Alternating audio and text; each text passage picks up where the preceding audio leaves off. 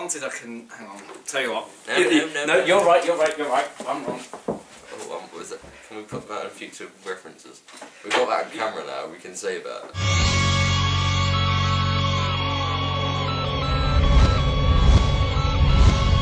Hello guys, and welcome to Ballaam and Willis with... Willis. Yes, and me of course. And today we're going to be talking about the most recent 5 episodes. Yes. Time House. Time House. Yeah. Time House. Time Heist. What do you think of Time Heist? It is a very forgettable story. It's okay. It's an okay story. But there's not really much you can really comment on it because it's dull. It's the classic filler episode that we get every year. At least, yeah. We at least get one filler episode every year. This year it's 84. 84 out of 12. Yes. So 700%. About this story, it's just so... Nah, you can't really comment much about it. When we spoke about the monster, or whatever it was called... The Teller. It was a very nice design, I'll say that. I mean, when I saw the trailer, I thought, yeah, but... It was used to minimal effect, which was a plus. Yeah. It is just... I feel like this year, especially with Doctor Who, it's basically just looking at past episodes and recreating them, but jigging a few things around. Yeah. That's what I feel it is. You can always say to a Doctor Who episode, it is just basically this, but with this added or taken away. Yeah, I'd say so. But not done as well. Obviously. So Time House was written by Stephen Moffat. No. Stephen Moffat and Stephen Thompson. Yes. So what you have is a writer who has written some great stories in the past, but not so much these days. Blink. These days. Well, I'm saying that Blink is a classic example of something that he's done in the past, which is utterly awesome. Very well. And on the other hand, you have a writer who can't do Doctor Who any justice, and his Sherlock work is rather mixed. I mean, I really like Reichenbach, but his other stories... Was that written by Stephen Thompson? Yeah. Ah. I thought that was written by Moffat or Gatiss. No, Moffat did first one, the Iron Adler, and then Gatiss did Hounds. What's the name of the episode now? It's going to annoy me the rest of the day. Do you want to Google it? No, I don't want to Google it. I want to know it. Because it's such an easy... Come on, brain, Scandal of Belgravia, that story.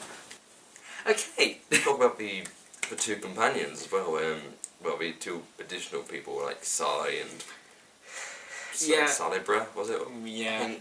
Sai was the computer guy. Yeah. He was a rather underused character. Sai, he had like 2 characteristics definitely. One was that he had no recollection of his memory, which is very similar to Captain Jack Harkness. Another Moffat creation, but done much better. No.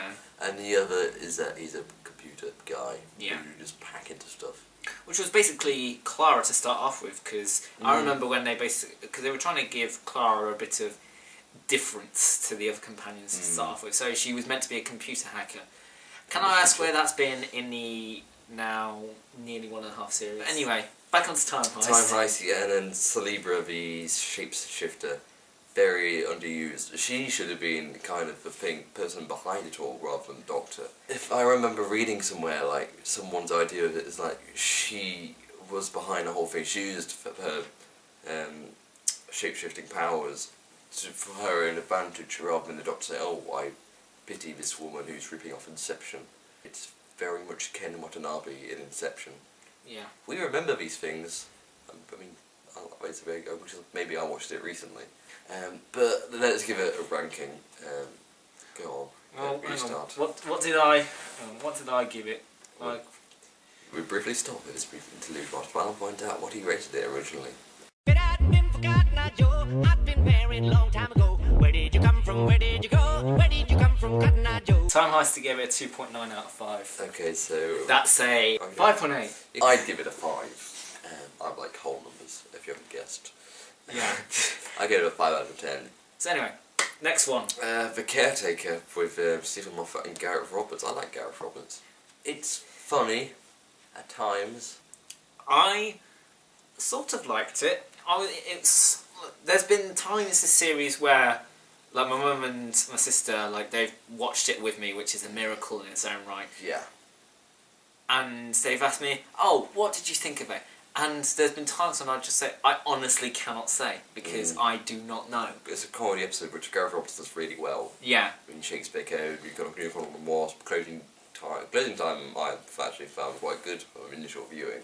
Yeah. Second viewing, it was still quite good, but when the more you watch it, the less the comedy really works. Yeah, because it's just you hear the same joke. When the sort of like the joke prepares, you go, oh yeah, I know what they're going to say. I mean, some films, some episodes don't, which is always good.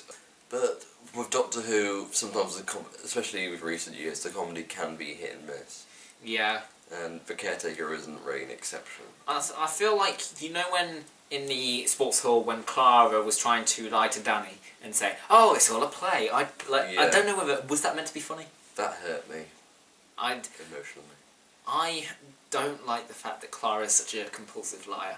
Basically, I think that Danny has got a lot of sort of like... He's got a lot to work with. No, really likes her if he sticks with her after she lies to him so much. Yeah, she's got some good qualities, but which we don't really know about. But I'd hated... Well, or he's a soldier. I'm going to try and do a Scottish accent. He's a soldier. he can't be a maths teacher. He's a soldier. I'm like, he's not good for you. He's just going to barge about. Capaldi, he was good. He did the comedy really well. I did like that brown coat he wore. Yeah. He gets on well with Jenna Coleman. Jenna Coleman, a few moments where she was a bit iffy, but aside from that, I thought she was good. Sam Anderson, he was fine in the kind of limited role he had. It's just being introduced to his whole world.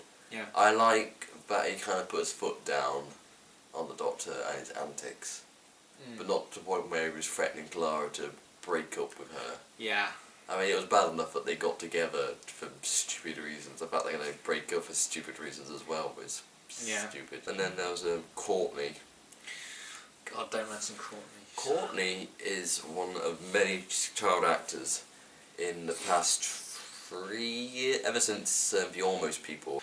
Well, there is a common phrase, don't we, with animals and don't we with children? Well, child actors have worked well with, in 2010, the child actors in that series. They were really good. Yeah, like Caitlin Blackwood. Caitlin Blackwood, yeah, whoever played young Kazran, even Elliot from Salvador in Two Party, he was alright. Courtney in that episode was very annoying. I find Courtney very annoying. I didn't find her as annoying in Kill the Moon, which we'll get on to soon. Yeah. But in this episode, the fact that she threw up in the TARDIS, that was off-putting. I mean, it's something that's not happened before, but when you've got all the space in front of you, you don't go inside to throw up. Yeah. You've got all this emptiness around, you might as well just throw up there, no one's going to notice. If you were to give The Caretaker a score, what would you give it? If I recall correctly, I gave it a 6. Yeah. I gave it a 3 out of 5. So that's a 6 out of 10. That's not the first time I've had the same score. I think Deep Breath had the same one. Yeah, or Robot Shield. No, he didn't particularly like Robot Shield, I did. No. I gave that one a 6 as well. Yeah. Anyway. Let's go to Kill the Mood. Kill the Mood. Or Kill the Mood. Good kill. Oh, for you, Pat. I enjoyed it. I really didn't like it. I thought it was just basically, like, to an extent, like, I know that we slate Listen, pretty much. I would say it's on the level with Listen. I just really, like, the whole idea of just basically the moon having a big, I know you can't really say it's a chicken, but it was just essentially a chicken pooping out an egg. I must admit, when I first watched that bit, I did laugh, because I didn't pay attention to the logic of it all, because I was actually enjoying the episode. For somebody who studies physics, got a lot of flaws out of that episode. A few minutes after I watched it and wrote a review, like, wait a minute, he laid an egg as soon as he got out, and the egg was bigger than him. There were so many holes in it, like, mathematically. It had so many holes that I couldn't enjoy, because I was just thinking, that's a load of bunkum. Well, the thing is, I'm not that big on science or maths. I think I probably enjoyed it more for that reason. Yeah. Because I think when I started initially, I was worried. Because, of course, Courtney was going to be in it for a long period of time. Yeah. Hermione Norris, she was quite good as whatever her name was. It was like Luntvik. I did rather enjoy it, and I like that the Doctor had a backseat at the very end. Yes, it's a bit out of character, like, oh, I'll just leave it to them. But it is what the 11th Doctor did with the Silurians. He left Amy and Mira's Sile to sort the whole thing out with Eldrad. Yeah. I think his name was Eldrad. To sort out how the two races could be at peace with one another and share the planet. Yeah. That it worked well there. It works well here because it's about the whole planet, and it's either we could all die together, we could possibly live and see this great beauty come out, or we could be murderers. There was a sense of Beast Below and Cold War in it as well. That the fact that it was a decision at the end of whether to let it live or not. Although I did see Tumblr on Twitter bursting when there was a mention of Tumblr in the episode. I got really confused. The pronunciation of Tumblr was Tumblr. My grandmother had a Tumblr. It's like Metibulus again. Like Metibulus free. Oh, that's Smith. You can't pronounce Metabilis. Metabilis. Metabilis. Pronunciation lessons with Charlie Willis. Not Metabilis. It's like metabolism. Metabilis. It's like if you're trying to say metabolism. My metabolism's rather low today. Jenna Coleman was superb in the episode. I mean, what she was, it kind of brought over kind of the carer side of character. Yeah. I've seen in many episodes beforehand, and it showed compassion. Yeah. So she actually, the personality which she had was good. It was useful. Yeah. It didn't just come out of nowhere because we had seen it before. Yeah. And Courtney, she was played down a bit. I think I'm glad she kind of set out for one point. Yeah. Everyone kind of makes up the whole point, like, oh, she's saved for day. But rating, I would give it a 7 out of 10. I gave it a 2.3 out of 5, so that's a 4.6 out of 10. Okay, next one. It was Mummy on the Orient Express. Loved it. As referenced in The Big Bang. Loved it. This episode was written by Jamie Matheson. I just think it was just like so. It's certainly along with Flatline, which was also written by Jamie Matheson. Spoilers. Thank you. It is like just generally a well written episode, and there is, in essence, it's another episode where the Doctor kind of takes control a little bit and shows his like side of like darkness. Yeah.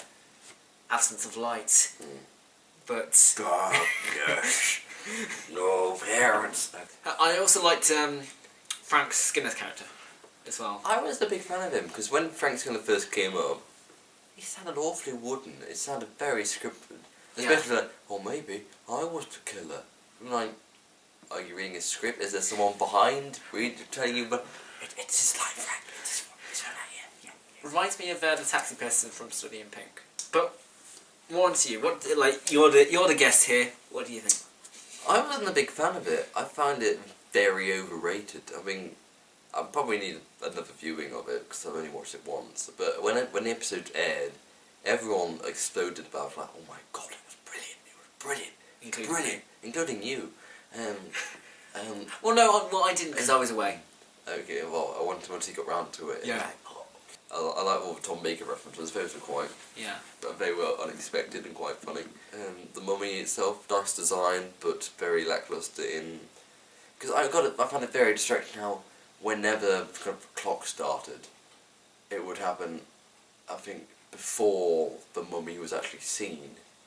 Like in the very first instance, about 11 seconds has already gone, and before the old woman sees her, it's like. So it's 55 seconds. True. It was, I can see where you come from there. It was a very distracting point because it's an aspect which is so important to the plot, but it doesn't fit in with the plot because of editing. I just like the idea of it having 66 seconds, like Yeah. to live. Like I find it even funny if it was How- like how- 66.6. I think I actually did mention that in my main review, but you Charlie Willis, Hello. you have 66.6 seconds to live. More like 55. What would you do in those 66 seconds left? Well, that's something I would be interested in if the whole mummy thing was going on. I want to know why no one actually kind of decided to go up to it. Would it have killed him earlier? Would it have just stood around for a little bit? Like, you're too early. You come back in a few seconds. Take that, Gus. He was like a far too upbeat Jarvis from the Iron Man series. I haven't watched Iron Man series, so Well, you saw the Avengers, didn't you? yes. So he was kind of the person who talked to Iron Man in the suit and his house. Oh, him! Oh, Yeah, okay. Paul Bettany. And there was the agitated train driver. Yeah. He was very one note as well. He was just like, oh, my train. There's nothing going on here. Nothing on my train. And then, Making him sound like a tractor. yeah, he's Tractor Tom. Guest stars were a bit weak as well, and I just found it very distracting how a lot of them died they all died within the 66 seconds rather than from the whole 66 Yeah, seconds. looking back on it, you can say that that's a sort of flaw, but they would probably have an explanation for that. Yes, if it wasn't for... Peripheral vision, maybe? Maybe. I don't know. Anyway. Final episode, most recent Flatline. episode by James... What was it? Jamie Matheson. Jamie Matheson. I wonder if I've heard that name before.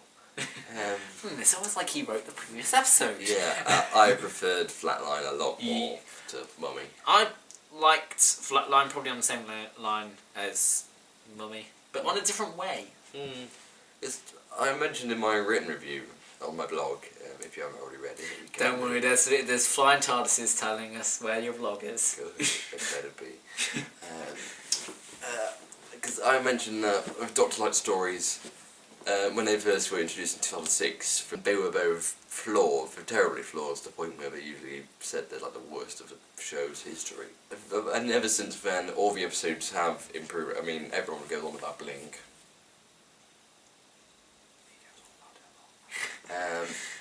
Not a lot. A little. Okay, maybe a bit.